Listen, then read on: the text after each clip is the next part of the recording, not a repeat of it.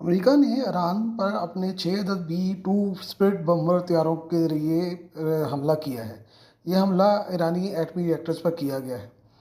30,000 pound वज़नी बम JBU-57 जो हैं वो उस पर गिराए गए हैं और इराक़ की जंग के बाद इनको बनाया गया था। इराक़ की जंग के बाद अमेरिकी फ़ौज ने ऐसे बम बनाने की दरख्वास्त की थी, क्योंकि सद्दाम हुसैन के महल की जो बंकर थी वो अमेरिकी तबाह करने में नाकाम रहे थे। ऐसे सिर्फ 20 बम बनाए गए हैं, जिनमें से 16 अदद जो बम हैं वो ईरान पर गिरा दिए गए हैं। सबसे ज़्यादा बम जो हैं वो फोटो जो एटमी रिएक्टर था उस पर गिराए गए हैं। ऐसे 12 बमों को इस रिएक्टर पर जो है वो गिराया गया है, जिसके बारे में कहा जाता है कि ये जो रिएक्टर है वो पहाड़ों के दरमियान बनाया गया था और तकरीबन 300 फीट जो है वो नीचे है। GBU-57 बमों की ये जो फ्रंट है वो इंतहाई तेज़ रफ्तार कटर से मुज़य्यन होता है। ये कटर जो हैं ये गिरते साथ ही अपना काम शुरू कर देते हैं और जो जगह है उसमें सुराख करना शुरू कर देते हैं और मैक्सिमम हद तक जहाँ पे सुराख कर पाते हैं वहाँ पर पहुँच कर ये एक मैसेज कन्वे करते हैं और फिर जो है बम में ब्लास्ट हो जाता है। ये सारी जो मंजरनामा है ये आप जो अमेरिकी इसको फायर करते हैं वो सैटेलाइट के ज़रिए इसको इसमें लगे हुए जो मॉनिटर हैं और ट्रांसमीटर हैं उनके ज़रिए से सैटेलाइट के थ्रू जो है वो आखिरी बम फटने तक जो है उसको देखते रहते हैं।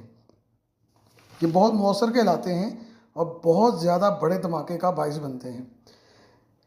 इन रिएक्टर्स में किस कदर नुकसान हुआ इसके बारे में कुछ भी वसूख से नहीं कहा जा सकता, लेकिन जंग के दौरान अहम असासों की हिफाजत की जाती है और यकीनन ईरान ने इसका इंतज़ाम ज़रूर किया होगा। लेकिन अमरीकी सेटेलाइट से ज़्यादा ईरान के अंदर जो एजेंट्स मौजूद हैं ईरान को उनसे काफ़ी नुकसान पहुँचा है।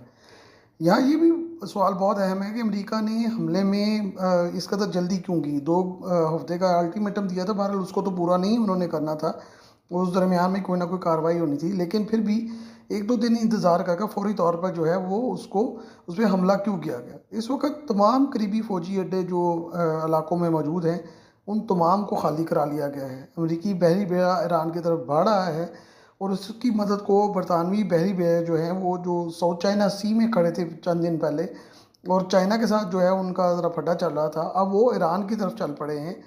अमरीकी जो अड्डे हैं ग्वाम और डेगो ग्रेशिया में वो सारे के सारे ज़बरदस्त इस वक्त जो है वो तैयारी की हालत में हैं और ख़ासतौर पर डेगो ग्रेशिया का जो जजीरा है उससे ज़्यादातर जो हमले हुए हैं इराक़ में और इन इलाकों में वो सारे वहीं से किए गए हैं और यहाँ से रिफ्यूलिंग भी इन तैयारों को जो है वहीं से की गई है।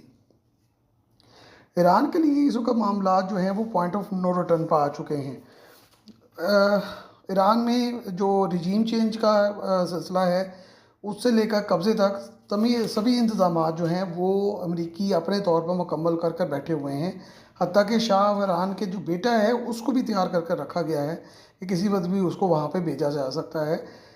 अमेरिका ने हमले में जल्दी क्यों की, इसकी चंद अहम तरीन वजूहात हैं। अमेरिका और इसराइल इस कदर सख्त ईरानी जवाब की तवक्को नहीं कर रहे थे। पहले भी कई बार ये मामलात हो चुके हैं, लेकिन ईरान ने काफ़ी तहम्मुल का मुजाहरा किया और अब इस दफ़ा जो हमला हुआ है उस पे इतना ज़्यादा जो नुकसान हुआ है इसराइल का, हलाकतों के लिहाज से भी, माशी भी, माशरती भी, उनका बिज़नेस जो है वो तबाह होकर रह गया, उनकी बंदरगाहें बंद हो गई हैं। इस वजह से इसराइल को जो इसका अंदाज़ा ही नहीं था कि इस कदर सख्त रिएक्शन आएगा, तो वो अब अपने आप को बिल्कुल हेल्पलेस फील कर रहा है और उसके बाद जो है वो हफ्ते का जो है वो सिलसिला रह गया है सारे मामलात का। दूसरी अहम हकीकत ये है कि चीन के 5 Y-20 ट्रांसपोर्ट तैयारे जो हैं वो ईरान में दाखिल हुए। दाखिल होने से पहले उन्होंने रडार और अपना कम्युनिकेशन सिस्टम बंद किया, वहाँ पे लैंड किए, वहाँ पे क्या उतारा कुछ पता नहीं और फिर वो वापस चले गए। अमरीकियों को उसका अंदाज़ा उस वक़्त हुआ जब वो इंटरनेशनल जो इलाके हैं उसमें दाखिल हुए और उनके रडार और जो कम्युनिकेशन सिस्टम हो जो है वो स्टार्ट हुआ, तो उन्होंने उनको ट्रैक किया कि ये तो ईरान की तरफ से आ रहे हैं। ईरान को यकीनन चंद घंटे लगेंगे दोबारा जो है वो सहमति करने में, लेकिन ईरान के जो वज़ीर ख़ारजा हैं वो इस वक्त जेनेवा में मौजूद हैं और उनका जो रद्द-ए-अमल है वो काफ़ी मुतमईन रद्द-ए-अमल था और ईरानी तर्जुमान का भी ज़बरदस्त जवाब देने का ऐलान जो है वो अब आ चुका है और अमरीकियों के लिए मज़ीद हमलों का बंदोबस्त जो है वो उन्होंने कहा है कि हमने करके रखा हुआ है। अब दूसरी तरफ अमेरिका भी पूरी तैयारी कर रहा है। ईरान कतर के ज़रिए तमाम यूरोप और अमेरिका से बैकडोर डिप्लोमेसी करता रहा है, लेकिन अमेरिका के तमाम फौजी अड्डे कतर, सऊदी अरेबिया, इराक, उर्दन और शाम में से खाली करा लिए गए हैं और वहाँ पर बहुत ज़्यादा इस वक्त हलचल है, जिनको निशाना बनाया जा सकता है। और ये सोचा जा रहा है क्योंकि अमेरिका तो तकरीबन 12,000 किलोमीटर दूर है। अब ये नहीं कहा जा सकता कि ईरान के पास है इतनी दूर। ईरान ने सरप्राइजेस तो बहुत दिए हैं। अगर ईरान के पास इतने दूर मार करने वाला मिसाइल हुआ तो हो सकता है कि वो इसको ट्राई करें, लेकिन जो इतलात हैं वो ये हैं कि वो किसी करीबी इलाके पर ही हमला करेंगे। अगर चीन और रूस ईरान का साथ नहीं देते तो ईरान दोबारा से शाह ईरान के दौर की तरफ चला जाएगा, जो हमेशा अमरीकी अड्डे के तौर पर इस्तेमाल होता आया है।